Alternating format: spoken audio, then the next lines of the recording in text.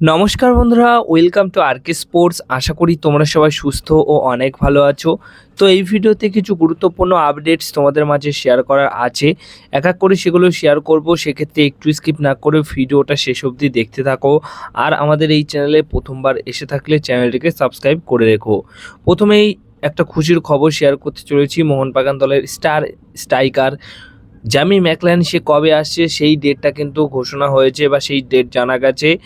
আগামী সোমবার মিডনাইটে আসতে চলেছেন। 1:15 যে ফ্লাইটটা কলকাতায় এসে পৌঁছাবে, সেই ফ্লাইটেই 1:15 মানে 1:30টার মধ্যে সে কলকাতা বিমানবন্দর থেকে কলকাতায় পা রাখবে।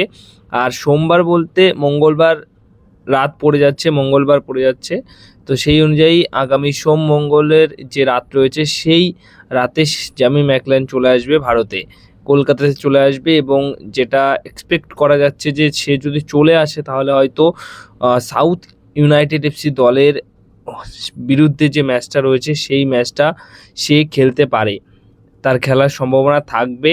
হয়তো শুরু থেকে না খেললেও সে কিন্তু খেলতে পারে, একদিন আগে এসে পৌঁছে যাবে। মানে সে শুরু থেকে না খেললেও হয়তো সেকেন্ড হাফে বা শেষের 15 মিনিট শুরু করতে পারেন, যেহেতু সে ঘরোয়া অনুশীলন কিন্তু তার দেশে বসেই করেছেন সিজন শুরু হওয়ার আগে। তো মোটামুটি ফিট, কিন্তু ম্যাচ ফিট তো হওয়ার জন্য একটু সময় দিতে হবে। তো সেটা আস্তে আস্তে হয়ে গেলে তারপর পুরো ম্যাচ টাইম বা পুরো প্লেইং 11 থেকেই সে প্রথম একাদশ থেকেই শুরু করবেন। নেক্সট আপডেট যেটা শেয়ার করতে চলেছি সেটা হচ্ছে মোহনবাগান দলের যে রবসন রবিনো রয়েছে তাকে নিয়ে একটা খবর রয়েছে। মোহনবাগান দলের রবসন রবিনো মোহনবাগান দলের সাথে আর নেই, তাকে ছেড়ে দেওয়া হয়েছে খুব তাড়াতাড়ি অফিসিয়াল অ্যানাউন্সমেন্ট করে। তার বদলে কে আসছে সেটার অ্যানাউন্সমেন্টটাও করা হবে। তো সেই মতো রবসন রবিনোকে নিয়ে একটা ক্লাবের লিঙ্ক আপ হয়েছে। ক্লাবটি হচ্ছে ইন্দোনেশিয়ান ক্লাব, যেখানে অস্কার ব্রুজন সেই ক্লাবের নতুন হেড কোচ হয়েছেন। বায়ানকারা প্রেসিসি লাম্পুং এফসি, সেই ইন্দোনেশিয়ার ফার্স্ট টায়ার লিগের একটি বড় ক্লাব, সেই ক্লাবের নতুন কোচ অস্কার ব্রুজন। এবং অস্কার ব্রুজন যেহেতু কোচ, তাই অস্কার ব্রুজনের পছন্দের একটা ফুটবলার রবসন রবিনো, তাই সেই রবসন রবিনোকে দলে নেওয়ার জন্য ইন্দোনেশিয়ান সেই ক্লাবটি কিন্তু লিঙ্ক আপ করেছে, কথাবার্তা চালাচ্ছে। সব কিছু ঠিকঠাক থাকলে রবসন রবিনোকে আমরা কিন্তু অস্কার ব্রুজনের সাথে আবার তাদের নতুন দলে দেখতে পারবো। মানে অস্কার ব্রুজনের আন্ডারে রবসন রবিনোকে আমরা একটা সময় বাংলাদেশের ক্লাবে দেখেছি খেলতে। তো দারুণ তাদের কম্বিনেশন, দারুণ তাদের বোঝাপড়া কোচ এবং প্লেয়ারের মধ্যে। তো সেইটা আবার রিউনিয়ন হতে পারে, এমনটাই কিন্তু খবর রয়েছে। এরপরে নেক্সট আপডেট যেটা শেয়ার করতে চলেছি সেটা হচ্ছে মিগুয়েল কবে আসবে, এটা অনেকে জানতে চেয়েছে। তো মিগুয়েল এছাড়া সামির, এই সমস্ত যে ফুটবলাররা রয়েছে, নতুন কিছু ফুটবলার যারা এখনও এসে পৌঁছায়নি, তারা কিন্তু আগামী মাসের প্রথম সপ্তাহতেই চলে আসবে। আজ 30শে জুলাই, তো 1 তারিখ থেকে আগামী 7 তারিখের মধ্যে, 1 আগস্ট থেকে 7ই আগস্টের মধ্যে কিন্তু সমস্ত নতুন ফুটবলাররা চলে আসবেন, এরকমই খবর রয়েছে। সেখানে মিগুয়েল, সামির, ছাংতে সবাই থাকবে, সবাই কিন্তু চলে আসবে। কিন্তু এই মাসে 30-31 তারিখে আসছে না, তারা 1 তারিখ থেকে 7 তারিখের মধ্যে চলে আসবে, এমনটাই খবর রয়েছে। এবং নেক্সট আপডেট যেটা শেয়ার করতে চলেছি, চেন্নাইন এফসি দল একটা রোমানিয়ান স্ট্রাইকারের সাথে কথাবার্তা বলছে। 33 বছর বয়স, আর লাস্ট সিজনে তিনি কিন্তু 39টা ম্যাচে 9টা গোল করেছেন। রোমানিয়ার টপ ডিভিশন ক্লাবে সে কিন্তু খেলেছেন লাস্ট সিজনে। দারুণ একটা সাইনিং হতে পারে, ইন্ডিয়ান ফুটবলে এসে হয়তো আরও ভালো খেলতে পারে। তো সেই প্লেয়ারটির নাম হচ্ছেন সের্গিও বুস, রোমানিয়ান স্ট্রাইকার। এই স্ট্রাইকারের সাথে চেন্নাইন এফসি দল কথাবার্তা বলছে। সব কিছু ঠিকঠাক থাকলে এই ফুটবলারটিকে খেলতে দেখা যাবে চেন্নাইন এফসি দলের জার্সিতে আইএসএলে। মোটামুটি যা কথাবার্তা এগিয়েছে তাতে করে এই ডিলটি প্রায় ডান 90%। সবশেষে যে বিষয়টা তুলে ধরবো সেটা হচ্ছে মোহনবাগান দলের বর্তমান সময় দাঁড়িয়ে উইংয়ে যে প্রবলেমটা আছে, লিস্টন, মানবীর এরা তো অনেক দিন ধরে সার্ভিস দিচ্ছে।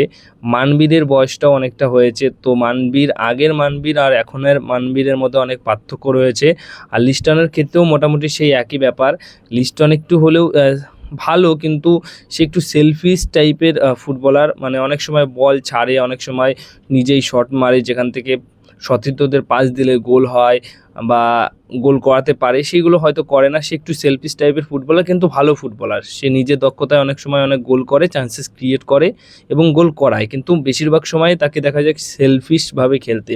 তো লিস্টন মার্বিনের যে জুটটা ছিল সেটা একটু হলেও, যে ধারটা ছিল সেই ধারটা একটু কমেছে, কিন্তু বর্তমান সময়ে দাঁড়িয়ে তাদের পারফরমেন্সের ধার কমলেও মোহনবাগান দলের এখন যাদের পারফরমেন্সের ধার বেড়ে উঠেছে সেটা হচ্ছে সায়ন এবং কিয়ানের অ্যাসিস্টেই ডার্বি ম্যাচে দুর্দান্ত গোল করে সাহাল আব্দুল সামাদ, এবং সায়ন ব্যানার্জি সে তো মোটামুটি প্রথম ম্যাচ থেকে দুরন্ত খেলা শুরু করেছে। তাই মোটামুটি লিস্টন মানবির হতে পারে তারা ন্যাশনাল টিমের ফুটবলার, ফার্স্ট টিমের ফুটবলার, হয়তো তাদের সুযোগ না দিলে দল ছেড়ে দিতে পারে, কিন্তু এখন সময় এসেছে যে সায়ন, কিয়ান, এই সমস্ত ইয়ং ফুটবলার যাদের এখন পিক টাইম, প্রাইম টাইম চলবে বা হচ্ছে পারফরমেন্সের দিক দিয়ে, তাদেরকে সুযোগ দেওয়া, এবং তারা যখন কিছুটা সময় খেলবে সেকেন্ড হাফে এসে যখন লিস্টন মানবিরকে নামানো হয়, সেটা কিন্তু একটা ভালো ব্যাপার হবে। তো দেখা যায় কোচ কিন্তু ইয়ং প্লেয়ারদেরকে নিয়ে বেশি কাজ করতে ভালোবাসে।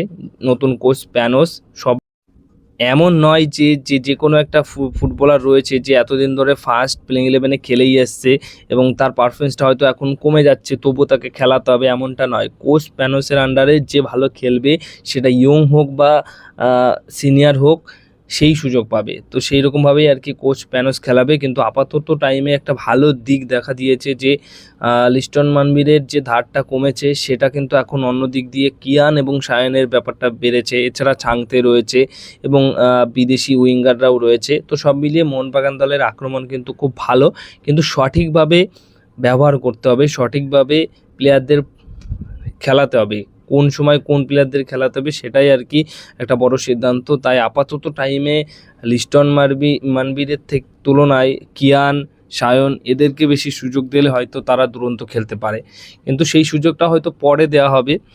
তাদেরকে সুযোগ কীরকম দেওয়া উচিত, মোটামুটি হয় তাদের আগে খেলানো হোক বা পরে খেলানো হোক, কিন্তু প্রতি ম্যাচে তাদেরকে সুযোগ দেওয়া উচিত, এটাই মেন একটা ব্যাপার।